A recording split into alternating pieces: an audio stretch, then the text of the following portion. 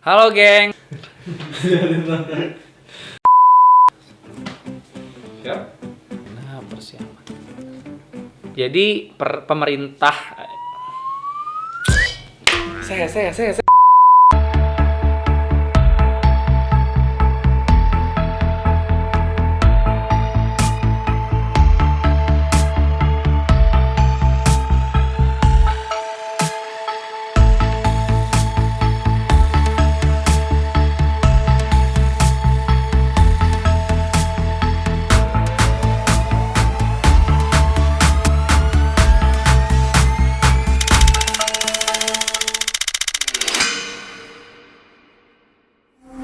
Halo geng, ketemu lagi sama kita. Dalam kesempatan hari ini, aku mau bahas tentang impact masa pandemi terhadap bisnis pernikahan. Izin juga ya, dalam kesempatan hari ini aku lihat contekan, tapi aku sendiri yang buat, biar lebih ngurut aja, lebih enak aja nanti ngejelasinnya, oke? Nah, kalau kita bicara impact, pasti ada problem. Kalau kita bicara problem di masa pandemi ini apa untuk pernikahan? Jelas adalah izin pernikahan. Karena kalau izinnya boleh, tetap bisa berjalan walaupun dengan penyesuaian tertentu.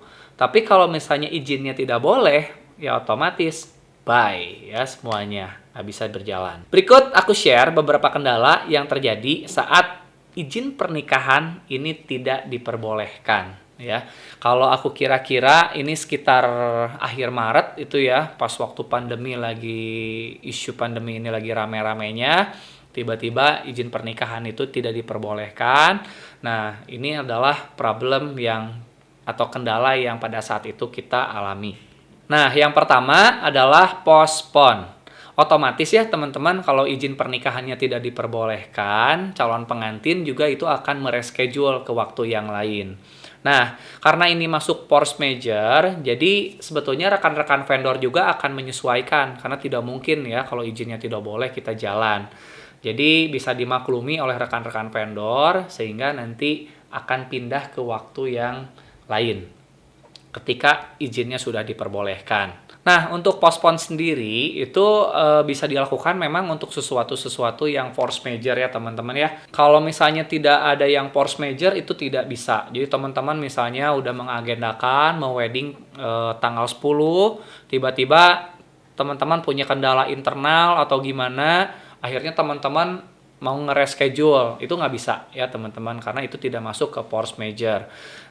Force major itu misalnya, mohon maaf ya, aku pernah juga ngalamin kemarin, pengantin aku kena COVID. Otomatis kan tidak mungkin si wedding itu dilangsungkan juga. Nah, itu juga bisa terjadi dengan hal-hal misalnya seperti itu. Kemudian, problem yang selanjutnya itu adalah penyesuaian tanggal antara all vendor dengan gedung. Jadi misalnya teman-teman pindah ke tanggal sekian.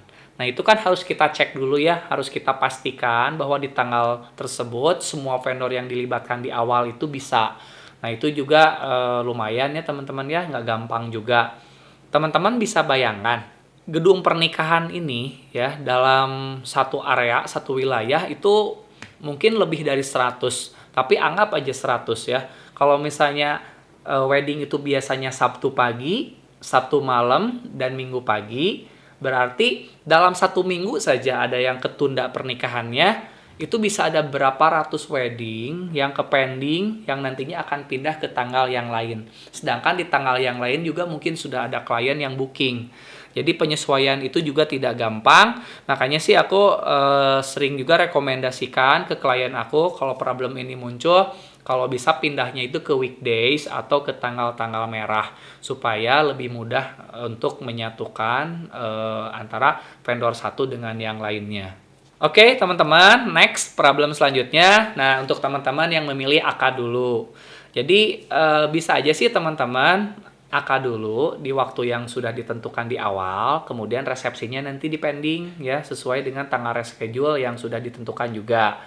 Nah, untuk akad dulu teman-teman bisa simple ya. Jadi kalau simple mungkin ya di rumah aja atau misalnya di kantor KUA karena nanti untuk pestanya pada saat tanggal reseki jual tersebut. Atau teman-teman kalau mau pakai dekorasi, teman-teman mau pakai foto dan lain-lain itu juga silahkan.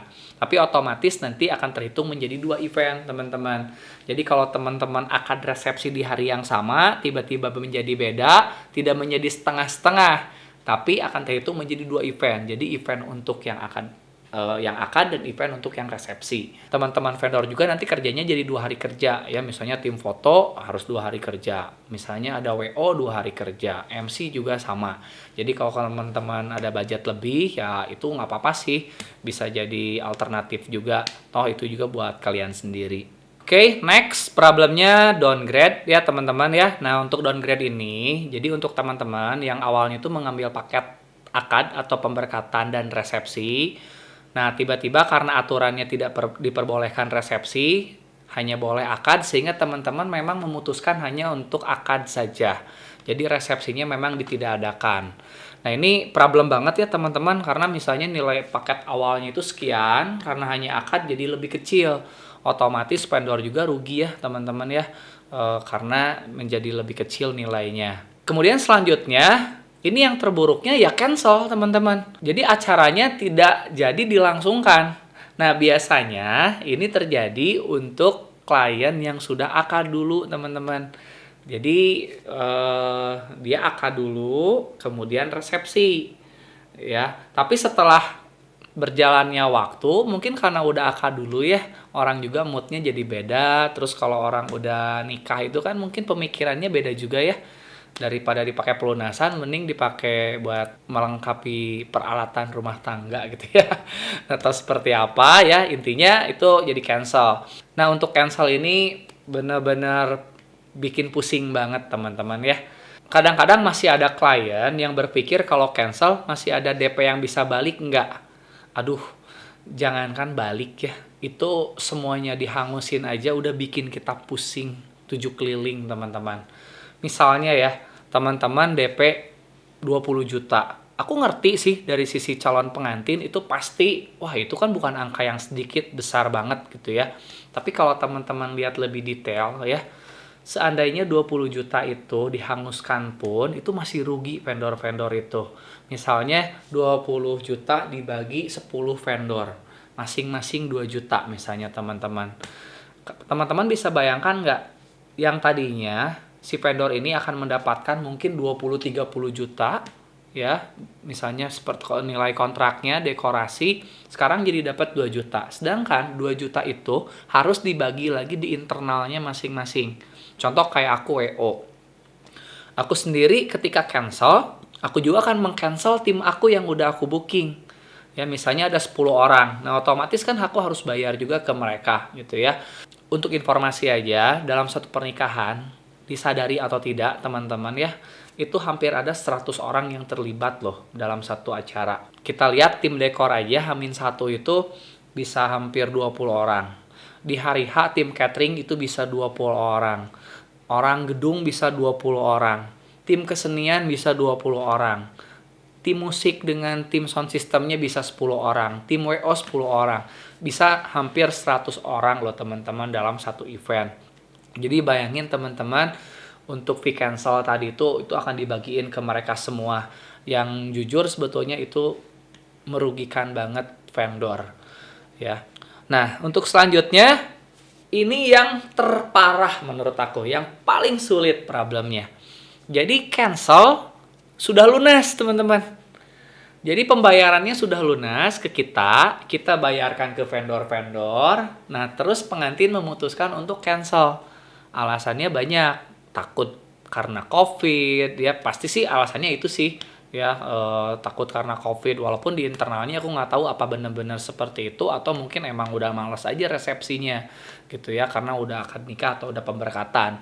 Nah itu kan otomatis akan minta kembali uang ya.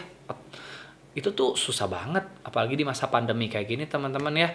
Nah kemarin aku juga sempat kayak gitu, untungnya aku kenal sama vendor-vendornya, paketan aku bernegosiasi gitu ya, akhirnya ya masih bisa ada yang dikembalikan walaupun nggak utuh gitu.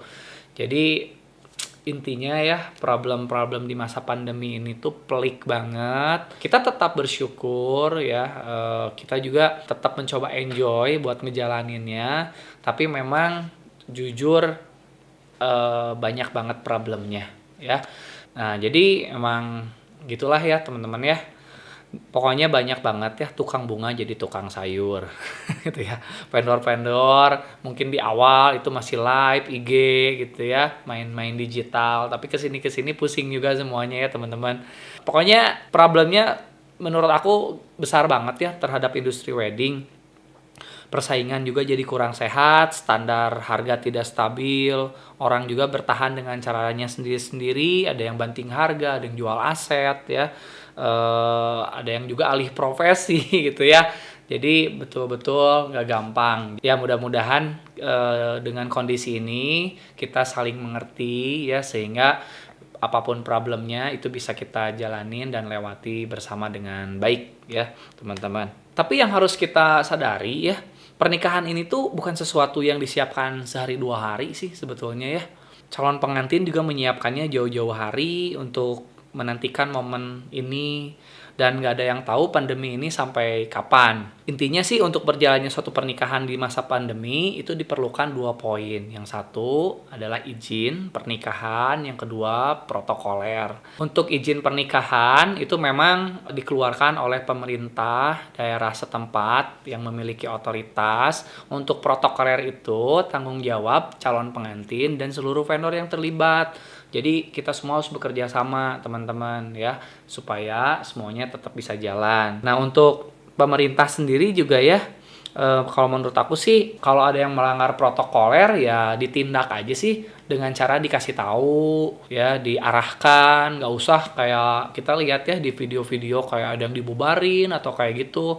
Kan pernikahan ini bukan maksiat ya, bukan sesuatu yang buruk. Menurut aku sih ya biasa-biasa aja, supaya kita juga tenang, nggak ada kepanikan gitu dalam menjalankan dari setiap event-event kita. Harapannya sih aku dengan hal ini ya, pemerintah itu tetap mengeluarkan izin karena kita sepakat dengan adanya pandemi ini untuk memilih PSBB.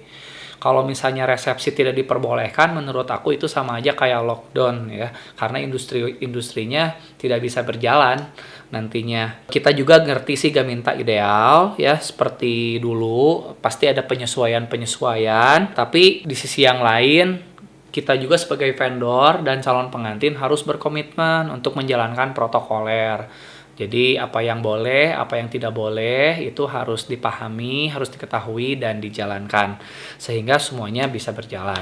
Oke, mungkin itu aja yang bisa di-sharing ya teman-teman. Kalau kalian punya pengalaman lain selain dari yang kita alami, boleh tulis saja di komen ya. See you the next video.